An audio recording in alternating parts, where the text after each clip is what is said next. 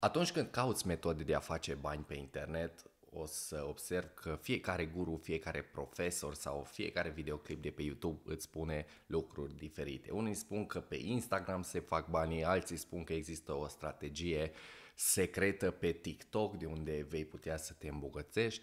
Astfel, ca și începător, îți este foarte greu să-ți dai seama ce ți se potrivește și ce poate să funcționeze pentru tine și mai mult îți creează confuzie decât să te ajute. Și tocmai de asta am făcut acest video ca să-ți arăt de ce ai nevoie mai exact și să vezi că lucrurile sunt mult mai simple și nu trebuie să faci un overthinking atunci când vrei să faci primii tăi bani pe internet. Și până nu înțelegi următoarele principii de bază, nu vei avea succes online. În primul rând, complexitatea îți distruge șansele de a reuși ca și începător.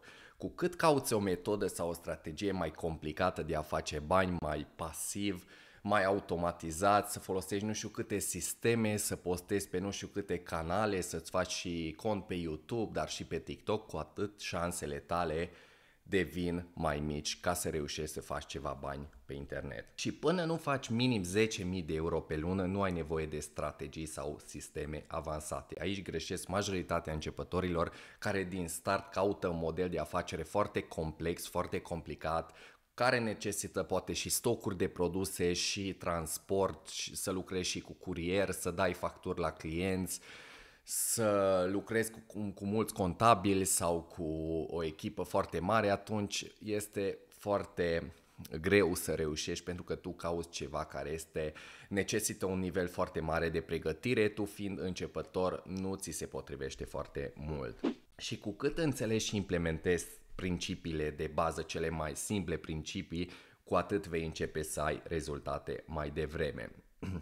Ce trebuie să înțelegi este faptul că banii online se fac într-un singur mod, și anume prin vânzări. Deci o vânzare trebuie să se întâmple. Nu există aplicații sau platforme care îți produc bani fără să se întâmple o tranzacție, o vânzare. Și știu că acum este la modă să ți se promoveze tot felul de aplicații, platforme, sau să faci nu știu ce chestionare, să completezi, să dai click-uri în nu știu ce aplicații și dintr-o dată o să-ți vină venitul pasiv, sau platforme unde depui nu știu $100 și după aia primești zilnic $3 timp de nu știu câte luni sau ani, care sunt platforme, scheme Ponzi, țepe care probabil funcționează pentru o săptămână, 2 săptămâni, o lună dacă ai noroc, dar tot timpul se va termina și vei eșua în astfel de oportunități. Deci te rog, nu căuta aplicații, platforme care îți fac bani, trebuie să înțelegi faptul că banii online se fac într-un singur mod, și anume prin vânzări. Deci trebuie să vinzi ceva, ai nevoie de o ofertă.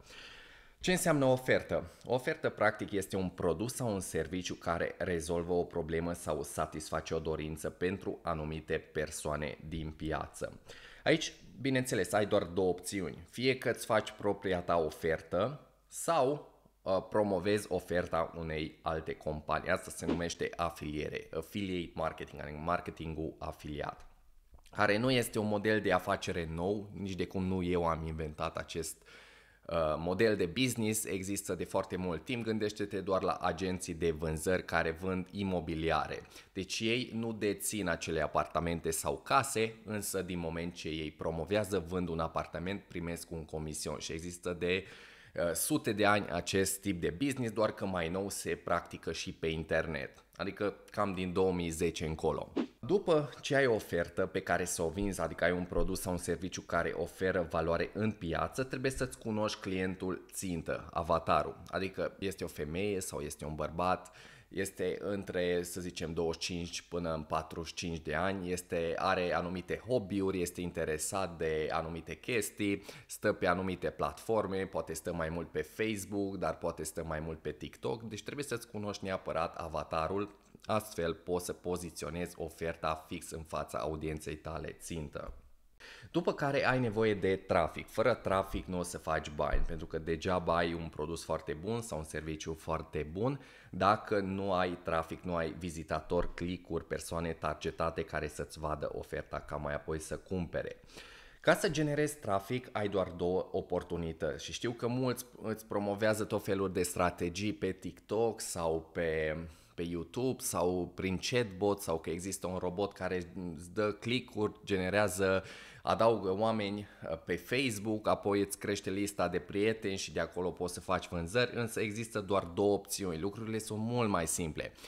Ori fie că faci trafic organic, adică nu plătești bani, dar investești timpul tău să produci conținut, content organic pe internet ca să ajungi la audiența ta țintă, fie nu investești timp, pentru că poate nu vrei să te expui să vorbești în fața camerei, dar ai bani și o să investești să cumperi trafic de la Facebook, Google, YouTube, adică să faci Facebook Ads, Google Ads, YouTube Ads. Dacă ești la început, începi cu un singur tip de trafic pe o singură platformă. Aici văd că mulți greșesc pentru că de la început ei se focusează să facă conținut sau să facă promovare pe toate platformele, ceea ce este imposibil pentru un începător. Da, după ce faci mulți bani, ajungi la un nivel mai avansat, după aia poți să mai implementezi și alte canale de promovare. Dar la început trebuie să-ți pui întrebarea: ce ai mai mult? Timp sau bani? Dacă ai mai mult timp liber, însă nu ai bani, atunci clar, mergi pe trafic organic, pentru că nu ai bani de cheltuit pe reclame. Dacă nu ai timp, pentru că nu vrei să stai în fața camerei sau să produci conținut, și apropo, poți să produci conținut chiar și dacă nu vorbești tu în fața camerei. Există foarte multe metode de a genera trafic organic chiar și fără să te afișezi pe internet, să zic așa. Însă dacă ai bani, atunci clar investești în reclame plătite. Dacă nu ai nici timp, dar nu ai nici bani, din păcate, nu poți face nicio afacere online. După care trebuie să înțelegi ce faci cu traficul care îți vine, pentru că o să-ți vină vizitatori, o să-ți vină click-uri și majoritatea greșesc atunci când trimit acest trafic pe care îl obțin din marketing organic sau plătit direct către pagina de vânzare, pagina de plată, unde vând acea ofertă. Și știm foarte bine, dacă ne uităm la statistici, că 95% niciodată nu cumpără din prima. Trebuie să convertești traficul în lead-uri, adică în prospecți, în clienți potențiali. Cum faci asta? Capturezi adresele lor de e-mail ca să poți comunica mai apoi cu ei și să poți să construiești o relație pe termen lung.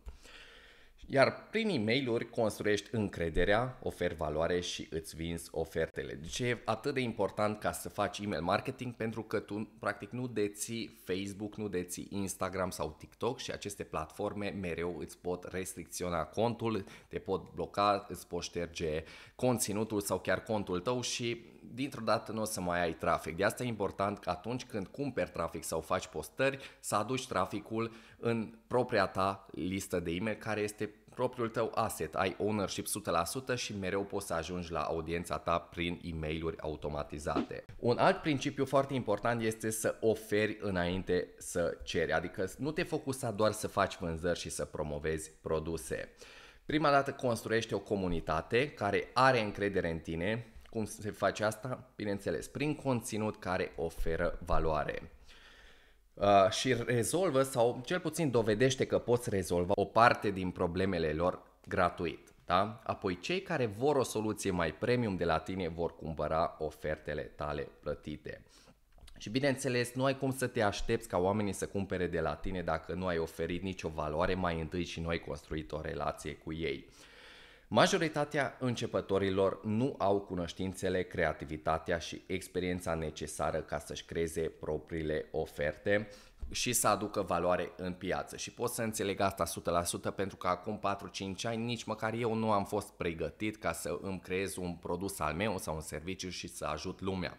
Pentru că dacă vii de la un job sau nu ai mai făcut business-uri online, nu ai de unde să știi cum să oferi valoare sau cum să creezi un produs, cum să-l împachetezi și cum să faci marketing, ceea ce este complet normal și pentru majoritatea începătorilor există o soluție mult mai bună și anume marketing afiliat. Imediat îți explic și cum poți să implementezi acest model de business. Problema principală la începători este că nu se pricep la promovare, copywriting, creare conținut, nu vor să se afișeze, să vorbească în fața camerei, ceea ce este total de înțeles, iar singura lor soluție este să se folosească de produsul, de credibilitatea și materialele altor persoane sau altor companii care deja au ofertele lor validate pe piață și care deja fac toate aceste lucruri de ani de zile cu succes, au foarte mulți clienți, testimoniale, au o poziționare foarte bună în piață și au câștigat credibilitate în businessul lor.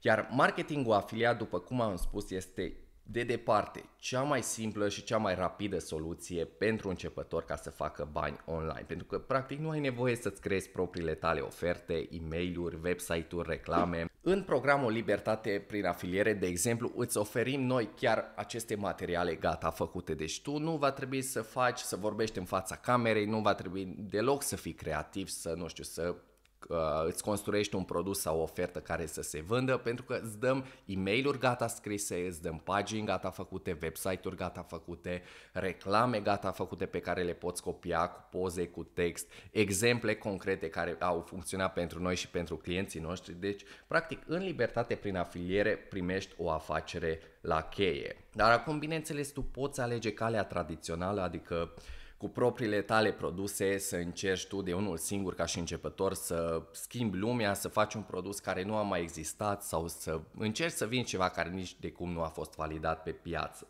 Dar cel mai probabil îți va lua ani de zile până îți dai seama cum să vinzi, cum să oferi valoare, până aduni testimoniale, clienți mulțumiți, credibilitate, până faci mult conținut organic pe internet ca să-ți crești brandul personal. O să dureze probabil 2 ani, 3 ani sau probabil niciodată nu se va întâmpla dacă nu faci lucrurile cum trebuie. De exemplu, eu de 5 ani mă dedic în fiecare zi. Primii 2 ani nu am făcut niciun profit semnificativ pentru că m-am dus pe calea asta tradițională. Am încercat să reinventez roata, să creez un produs care nu a mai existat sau am mai creat încă un produs pe piață care avea o grămadă de competiție și nimeni nu vrea să cumpere de la mine pentru că nu eram cu nimic unic și nu puteam ca să mă poziționez ca și un expert în nișa respectivă. Și bineînțeles că mulți ar fi renunțat după 2 ani fără să vadă rezultate.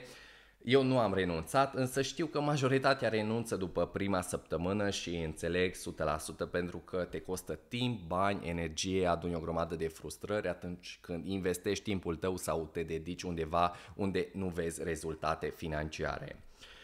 Însă tu acum ești norocos pentru că poți alege calea mult mai ușoară fără să pierzi 2 ani până descifrezi secretele de unul singur. Pentru că acum te invit să aplici pentru programul Libertate prin afiliere. Este programul nostru premium unde îți dăm absolut tot ce ai nevoie. Deci practic o afacere la cheie cu website-uri gata făcute, oferte de afiliere, e-mail-uri gata scrise, reclame gata făcute pentru tine și toate cunoștințele și instrumentele de care ai nevoie să produci bani din marketing afiliat.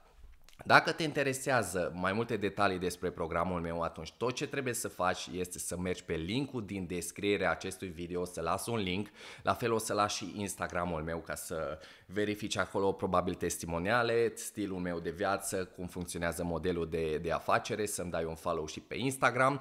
Și pe site-ul libertateprinafiliere.ro o să poți să programezi și o consultanță gratuită cu noi să vedem dacă ți se potrivește și ție, să-ți oferim valoare și la telefon și să vedem cum te putem ajuta să faci bani. Nu uita să dai subscribe la canalul meu de YouTube și să mă urmărești și pe Instagram. Te salut!